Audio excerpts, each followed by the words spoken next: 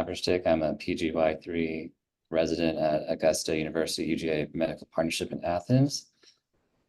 So my case is about neuromyelitis optica. So just in brief, it's a rare autoimmune disorder characterized by targeting of the aqua-porin 4 channels on astrocytes, leading to violation of the spinal cord and usually the optic chiasm.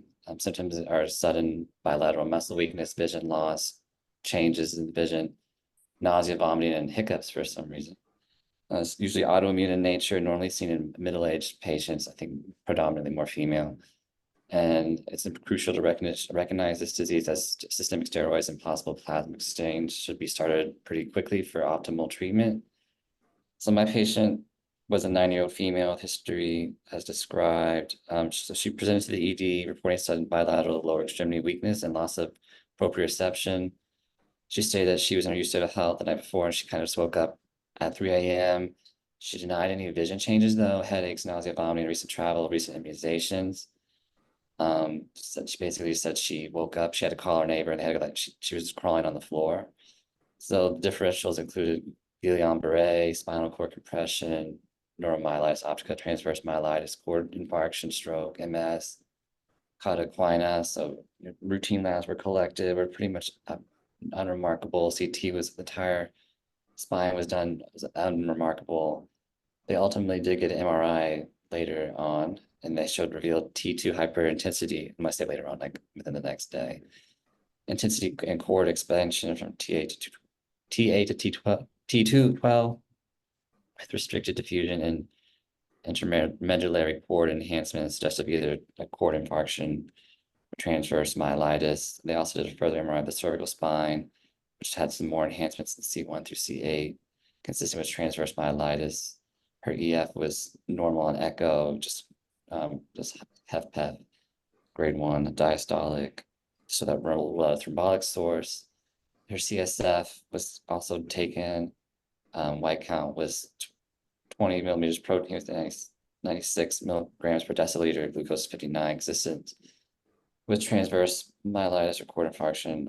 And then this came later, but they did do an aqua-porin test, were positive. And then it's confirmed in NMO. So kind of through all this workup, she kind of was starting high-dose steroids. Neurology did a plasma exchange for concerns about the myelitis. She did, despite early intervention, she did kind of persist in her symptoms since she was transferred to the acute rehab. She still had some weakness. I did kind of see, and she was started on a steroid taper as well. So the diagnosis of neuromyelitis optica was confirmed based on MRI, and then the aqua-porin channels being positive. I think she did kind of regain some of her strength back then when I was kind of reading the later date notes. But in conclusion, this case underscores significance of considering a wide range of potential causes for acute lower extremity weakness.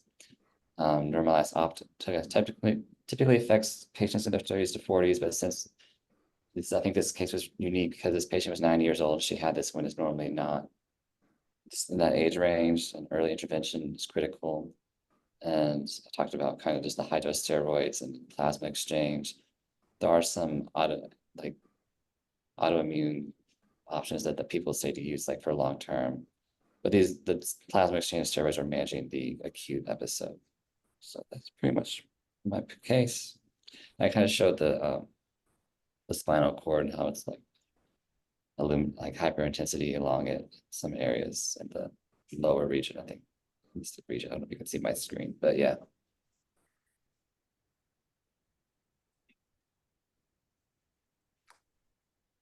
All right. Thank you very much for that presentation. I was looking through the Q&A section. I don't see any questions from the Zoom audience. I had two very short questions. The upper extremity, does that get involved, or is this classically just the eyes and the lower extremity? I think it can be any. I think upper and lower. Like she just mainly had lower, but the eyes is. I guess it's not always there, but it's a common. So the eyes isn't really a common thing. I don't think there's necessarily upper or lower. Just demyelination of the tracts. But the eyes is like a big part of it. She just didn't have the eye presentation. Yeah, and so then, thank you. I was also, I know steroids are the mainstay with these neurologic conditions, but in rheumatologic autoimmune conditions, the disease-modifying medications like TNF inhibitors and so on, has any of that come to the fore in the neurologic autoimmune? They are using some, like the immune modulating drugs.